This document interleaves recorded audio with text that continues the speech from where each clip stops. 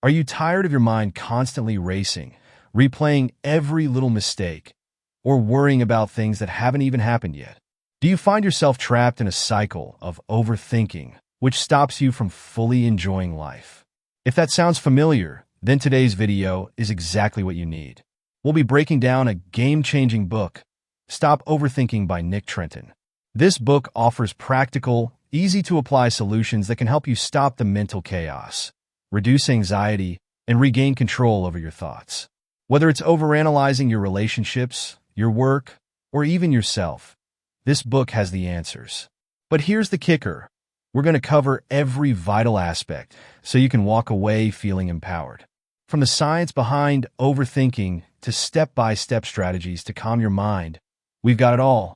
So stick around, because by the end of this video, you'll have a clear roadmap on how to quiet your mind and live a more peaceful, focused life.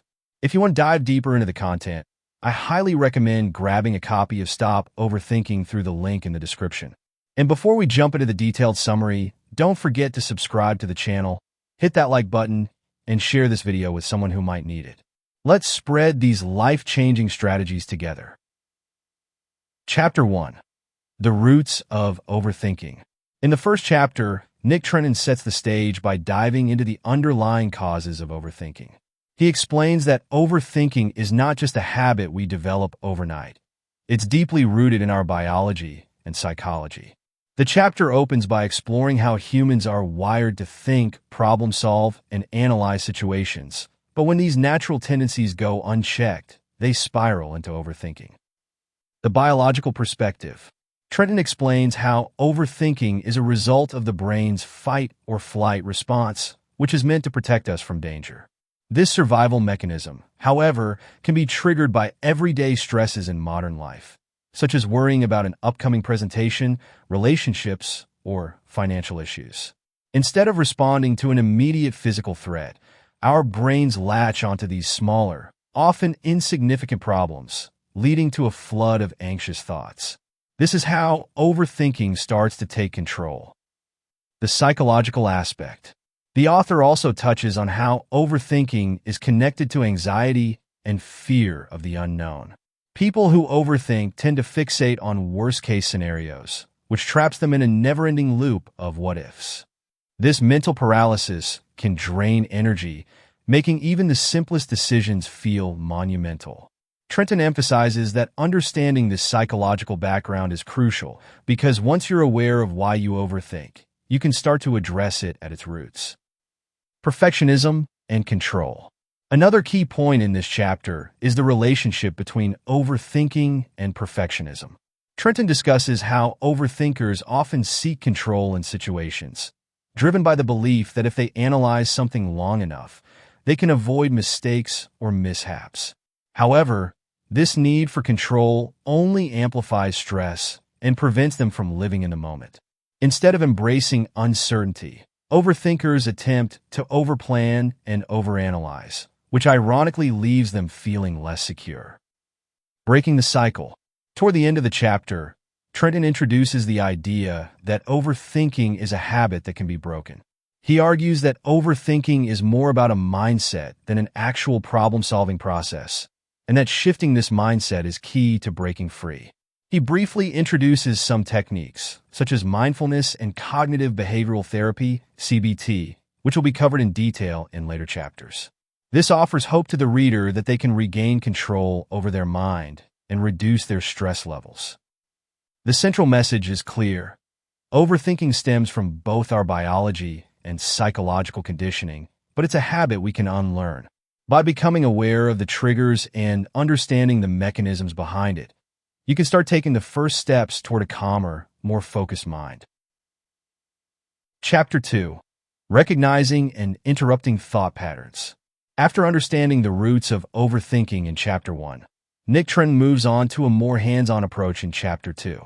This chapter focuses on recognizing and disrupting the negative thought patterns that fuel overthinking. Trenton emphasizes that overthinking doesn't happen all at once. It's often triggered by a small thought or worry that spirals out of control. Recognizing these triggers is the first step toward regaining mental peace. Identifying triggers. The first part of the chapter asks readers to identify the situations that typically cause them to overthink. These triggers can vary from person to person. Some may be triggered by social interactions, while others may overthink about work-related tasks or personal failures. By becoming aware of these specific triggers, you can catch yourself before the spiral begins. Types of overthinking. Trenton categorizes overthinking into two main types. 1. Rumination. This is when you dwell on the past, replaying conversations or events in your mind and analyzing what went wrong or what you could have done better. 2. Worrying. This is when you obsess over future events, focusing on potential problems or worst-case scenarios that may never happen. Once you identify which category your overthinking falls into, you can start using targeted strategies to break the cycle. Disrupting the cycle. Trenton introduces several methods to disrupt these thought patterns. One of the most effective techniques is the 5-4-3-2-1 grounding technique, which pulls you out of your head and into the present moment. The method involves engaging your senses by listing 5 things you can see, 4 things you can touch, 3 things you can hear, 2 things you can smell, and 1 thing you can taste. This mindfulness practice helps break the chain of negative thoughts. Another tactic discussed is thought stopping, where you physically or mentally tell yourself stop when you catch yourself overthinking. This interrupts the thought loop and allows you to refocus your attention. Cognitive behavioral therapy, CBT. A core theme in this chapter is the use of cognitive behavioral therapy, CBT, techniques to manage overthinking. Trenton explains that CBT involves questioning and challenging negative thoughts rather than accepting them as truth. For instance, if you find yourself thinking, "I'll never be good enough," CBT encourages you to challenge that belief with evidence. By doing this, you can start replacing negative thought patterns with more balanced, rational ones. Chapter 3. Reframing and Letting Go. Chapter 3 shifts focus from recognizing and interrupting thought patterns to reframing them. Reframing is about changing the way you interpret a situation or thought so it no longer causes distress. This chapter encourages readers to stop seeing challenges or uncertainties as threats and instead view them as opportunities or neutral events. The power of perception. Trenton starts by explaining that the way we perceive situations has a huge impact on how we feel about them. Two people can experience the same event, but have completely different reactions based on their mindset. This chapter dives deep into how overthinkers often view events through a negative lens, which leads to stress and anxiety. Cognitive distortions. Trenton identifies common cognitive distortions that fuel overthinking, such as catastrophizing, assuming the worst-case scenario will happen; black and white thinking, seeing situations as all good or all bad, with no middle ground; overgeneralization, applying a single negative experience to every future situation. These distortions warp reality and create a breeding ground for overthinking. Trenton urges readers to challenge these distortions and practice reframing thoughts in a more balanced, realistic way. The art of reframing. Reframing involves changing your perspective on a situation. For example, instead of thinking, "I failed at this task, I'm a failure," you can reframe the thought to, "I didn't succeed this time, but I learned something valuable for next time." By reframing negative thoughts, you can shift your mindset from one of stress and failure to one of learning and growth. The chapter provides practical examples of reframing, such as turning setbacks into learning experiences. Instead of seeing failure as a reason to overthink, view it as an opportunity for growth. Shifting from a perfectionist mindset. Instead of thinking you must get everything right, remind yourself that imperfection is part of being human and that growth happens through mistakes. Letting go of control. Another important aspect of this chapter is learning to let go of the things you cannot control. Trenton explains that overthinkers often struggle with uncertainty because they want to control outcomes. However, the reality is that many factors in life are out of our control. By accepting this, you can free yourself from the mental burden of trying to predict or manage every outcome. One practical technique introduced here is radical acceptance, where you acknowledge and accept things as they are without trying to change them. This helps reduce anxiety and allows you to move forward with a clearer mind. Chapter 4. Mindfulness and Staying Present. In this chapter, Nick Trenton introduces mindfulness as a powerful tool for overcoming overthinking. He emphasizes that overthinking pulls us away from the present moment, making us fixate on past regrets or future anxieties. The key to stopping this mental cycle lies in learning how to ground ourselves in the present. The concept of mindfulness. Mindfulness, as described by Trenton, is the practice of paying attention to the present moment without judgment. It's about observing your thoughts and feelings as they arise without being swept away by them. Trenton emphasizes that mindfulness isn't about eliminating thoughts altogether, but about not letting those thoughts control you. He explains that the human mind tends to wander, often defaulting to worries or regrets, which is why overthinking is such a common issue. Mindfulness helps break this cycle by training your brain to focus on what's happening right now instead of getting lost in a sea of thoughts. The benefits of mindfulness. Trenton outlines several benefits of mindfulness, including reduced anxiety. By focusing on the present, you reduce the likelihood of worrying about things that may never happen. Increased mental clarity. When you stay grounded, you avoid the mental fog that comes with overthinking. Improved emotional regulation. Mindfulness helps you become more aware of your emotions, allowing you to respond rather than react. Mindfulness practices. Trenton provides practical mindfulness exercises to help readers incorporate this practice into their daily lives. Some of the key techniques include breathing exercises. Focusing on your breath is one of the simplest and most effective ways to bring your mind back to the present. Trenton suggests focusing on the sensation of the breath entering and leaving your body to anchor yourself when you catch your mind wandering. Body scans. A body scan involves mentally scanning your body from head to toe, paying attention to any tension, discomfort, or sensations. This exercise helps you stay grounded in the physical world instead of being trapped in your thoughts. Mindful observation. This technique involves picking an object, like a flower or a piece of fruit, and paying close attention to its details, the color, texture, and shape.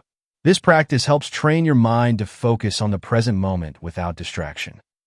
Handling distractions.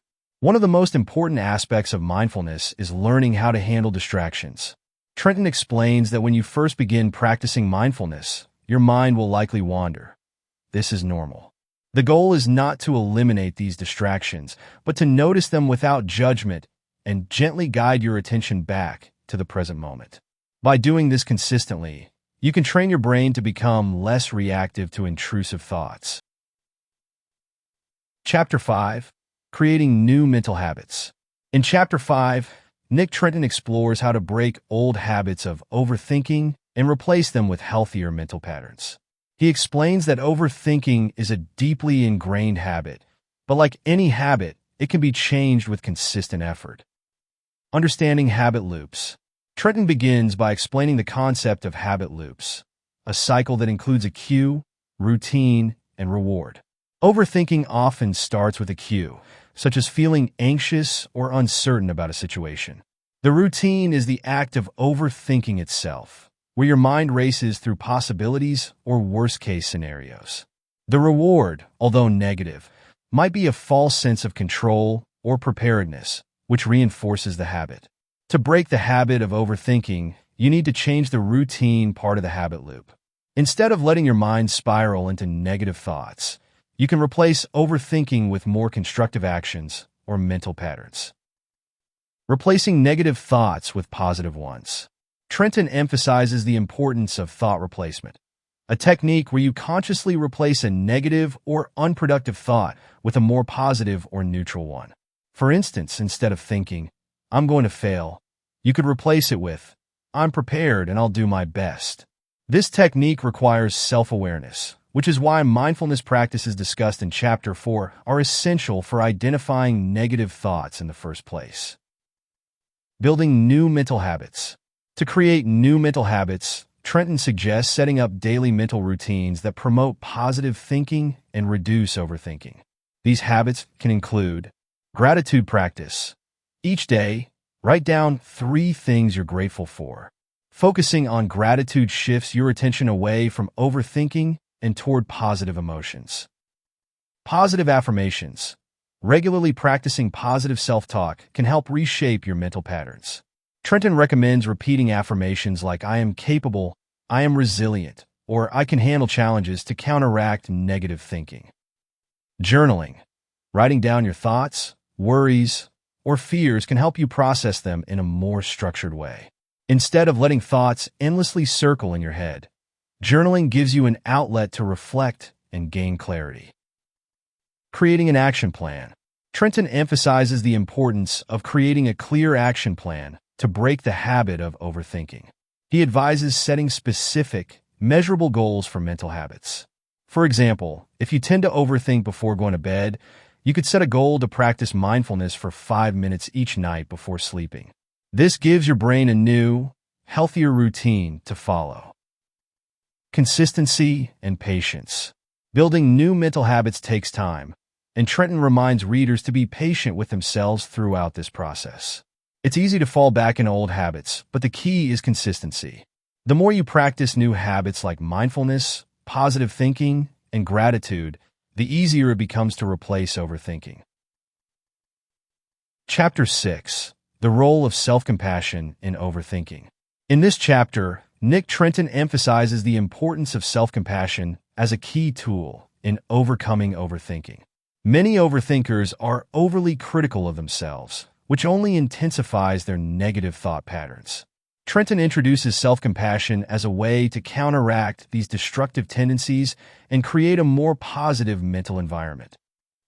The trap of self-criticism. Overthinkers often fall into the trap of self-criticism, where they blame themselves for perceived mistakes, failures, or shortcomings. Trenton explains that this harsh self-criticism is one of the primary drivers of overthinking. When you constantly beat yourself up for past actions or worry about future failures, your mind becomes consumed with negative thoughts that are hard to escape. Understanding self-compassion. Self-compassion, as defined by Trenton, involves treating yourself with the same kindness and understanding that you would offer to a friend. It means recognizing that you are human and that making mistakes or facing challenges is part of the human experience. Instead of punishing yourself for your flaws, self-compassion encourages you to accept them and move forward with a more balanced perspective. Trenton breaks down self-compassion into 3 core components. Self-kindness, being gentle and understanding with yourself rather than harshly critical. Common humanity, recognizing that you are not alone in your struggles and that everyone faces difficulties. Mindfulness, being aware of your thoughts and feelings without judgment, allowing you to approach them with acceptance. How self-compassion reduces overthinking. The author explains that when you practice self-compassion, you interrupt the cycle of overthinking by replacing self-criticism with self-kindness. Instead of ruminating on what you did wrong, self-compassion allows you to acknowledge your feelings and move on without dwelling on them. Trenton provides practical exercises to help readers cultivate self-compassion, including writing a letter to yourself. In this exercise, you write a letter to yourself as if you were writing to a close friend who is struggling with the same issues. This helps you shift your perspective and approach your thoughts with more kindness and understanding. Practicing self-talk. Start paying attention to the way you speak to yourself in your mind. When you catch yourself being overly critical, try to reframe your thoughts in a more compassionate way. The benefits of self-compassion. Trenton highlights several benefits of self-compassion, including reduced anxiety. When you stop judging yourself so harshly, you become less anxious about your thoughts and actions. Increased resilience. Self-compassion helps you bounce back from challenges more quickly because you are more accepting of your mistakes. Improved emotional well-being. By practicing self-compassion, you create a more positive and supportive mental environment for yourself, which improves your overall emotional health. Chapter 7. Overcoming Perfectionism. In Chapter 7, Trenton tackles one of the biggest contributors to overthinking, perfectionism. Overthinkers often set unattainably high standards for themselves, which leads to stress, anxiety, and mental exhaustion. This chapter focuses on how to overcome perfectionism and adopt a healthier, more balanced approach to life. The perfectionism trap. Trenton starts by explaining how perfectionism is closely tied to overthinking. Perfectionists are constantly worried about making mistakes, falling short of expectations, or not being good enough. This need for perfection creates a mental environment where every action or decision is scrutinized, leading to excessive overthinking. Perfectionists tend to overanalyze decisions. They may spend hours or even days weighing every possible outcome before making a choice. Procrastinate. Fear of failure or not doing something perfectly often leads to procrastination, as perfectionists delay tasks until they feel ready. Avoid taking risks. Perfectionists may avoid new opportunities or challenges because they are afraid of not being able to meet their high standards. The cost of perfectionism. Trenton discusses how perfectionism can be mentally and emotionally draining. Constantly striving for unattainable standards can lead to burnout, frustration, and even depression. Perfectionism also prevents people from enjoying their accomplishments because they are always focused on what they could have done better. Embracing imperfection. To overcome perfectionism, Trenton encourages readers to embrace imperfection. He explains that nobody is perfect, and trying to be perfect all the time only leads to stress and dissatisfaction.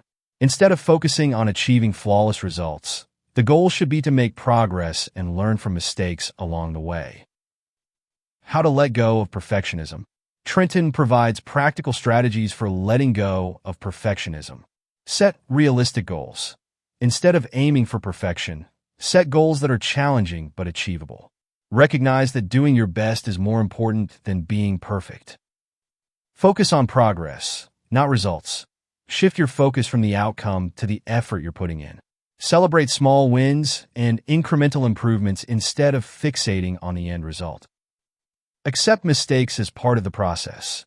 Trenton reminds readers that mistakes are a natural part of learning and growth. Instead of fearing failure, view it as an opportunity to learn and improve. Practice self-compassion. This ties back to Chapter 6. Perfectionists often struggle with self-compassion because they hold themselves to such high standards. Learning to treat yourself kindly when you fall short can help you break free from the perfectionism trap. Perfectionism versus healthy striving. Trenton makes an important distinction between perfectionism and healthy striving. While perfectionism is about achieving impossible standards and fearing failure, healthy striving is about setting high but realistic goals and doing your best without being consumed by the need for perfection. Healthy striving leads to growth and fulfillment, while perfectionism leads to stress and disappointment. Now that you've journeyed through these powerful insights from Stop Overthinking by Nick Trenton, you're one step closer to mastering your mind and finding peace from the constant cycle of overthinking. Remember, the strategies discussed in this book aren't just concepts. They're actionable tools you can start applying right now.